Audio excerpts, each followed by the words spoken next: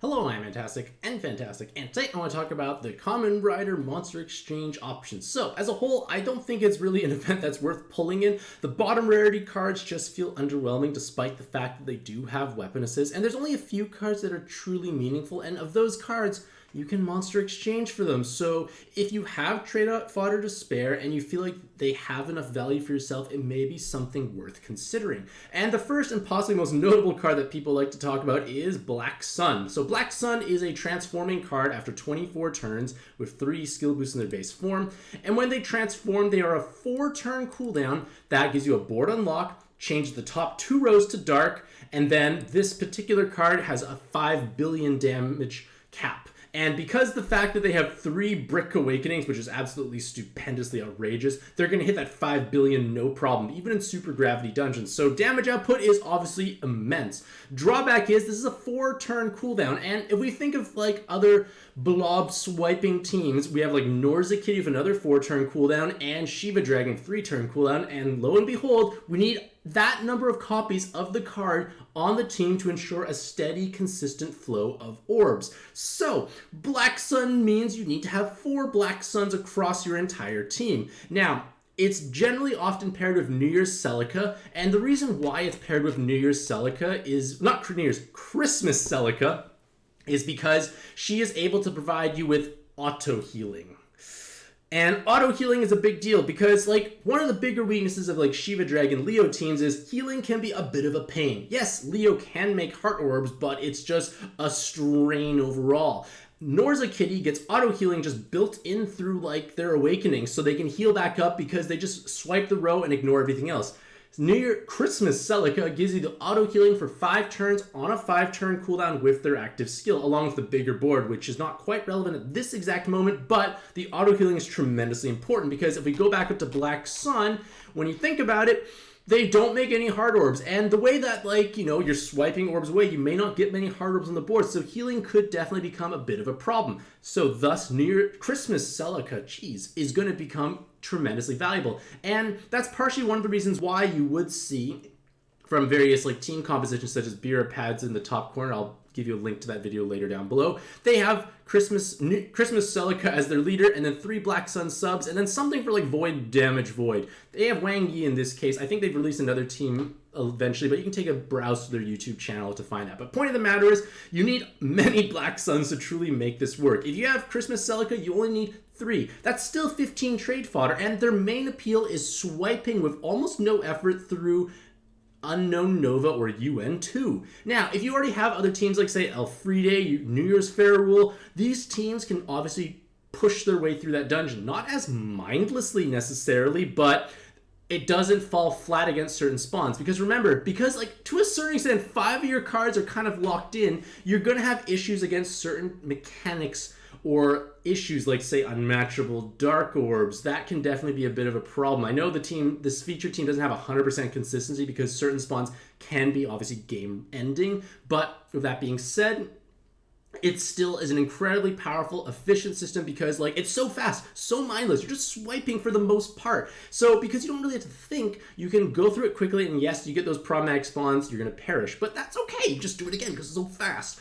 And as a whole, this obviously can be tremendously powerful. It can let you push through into new content that you may not have been necessarily able to do so. But if you have other options available for UN2, you may not necessarily need it. Yes, it is expensive to trade for so many copies, so obviously, like, only monster exchange at your own discretion. I would never get rid of the last 2 copies of a given card because I've switched my focus from 1 copy to 2 copies just because now we see cards with many split evolutions, multiple weapon assists. Point of the matter is we don't know what's going to become great and you might need actual duplicates of, so only trade if you feel like it's going to actually advance yourself in UN2.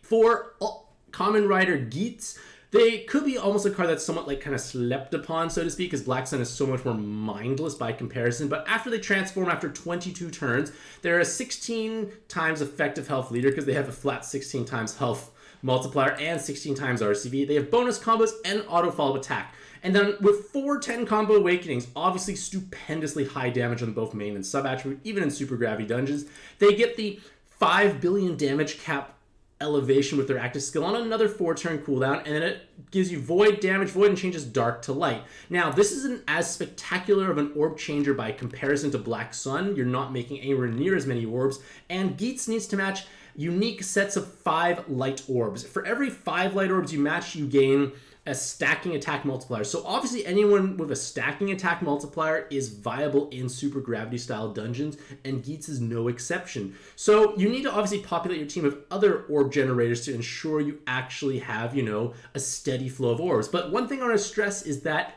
because there's no actual damage reduction part of their leader skill, it's just flat health, you can just tank hits. You don't actually have to match anything in theory, and you can just tank the hit. So this can obviously lead to certain instances where I couldn't really make many light combos. I'll just match other stuff, wait for other things to charge up, not die to the hit because I have a 16 times health multiplier, and I'll go on my merry little way. Now, SGT in that little thumbnail image there utilize 2 skulls, and light skulls are just one of the premier choices for these light or multiple light orb needing teams, because on a 2-turn cooldown you get an orb unlock, and you get 3 light and 3 hard orbs at random, along with bonus 3 combos on floor 5 or later, along with potentially triple 10 combo, lots of enhanced light combo awakenings, and 4 skill boosts. So a great and meaningful card to have all around. It's a Godfest exclusive, which makes it more accessible.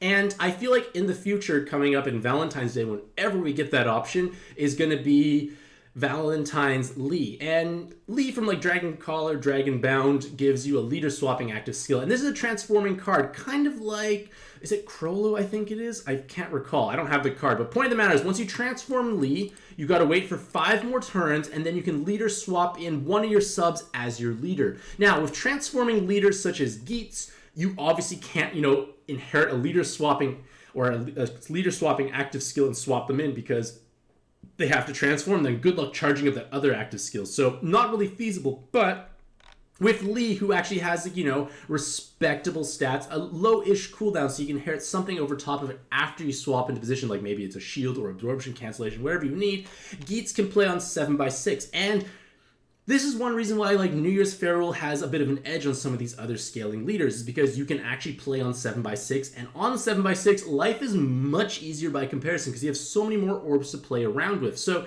Geats can definitely gain some extra zest or benefit from Valentine's Lee in the eventual future. And I feel like as a whole, these 2 are the only main ones I feel like they're the best to monster exchange for. Geats is going to be a much less expensive option overall because you only need a single copy, and it definitely can work on 6x5 boards. I just more so wanted to mention that Valentine's Lee is an option in the future. Now, there's one other card that I think was okay, so to speak, for Kamen Rider, and it's Den-O, and only because they are a cleric with actual meaningful personal damage, especially for rainbow-based teams, because they have triple 10 combo and a 4 attribute awakening. So large amounts of personal damage, despite the fact that they actually have a small attack stat. It's going to be still respectable enough on your rainbow-based teams, because if you think about it, it's 125 times damage, times another 3.5 times for the 4 attribute awakening. So math is hard, but point of the matter is it's quite a large personal attack damage multiplier, and it's a 7-turn full cleric active skill that also gives a rainbow board including hearts. So it's not bad by any means,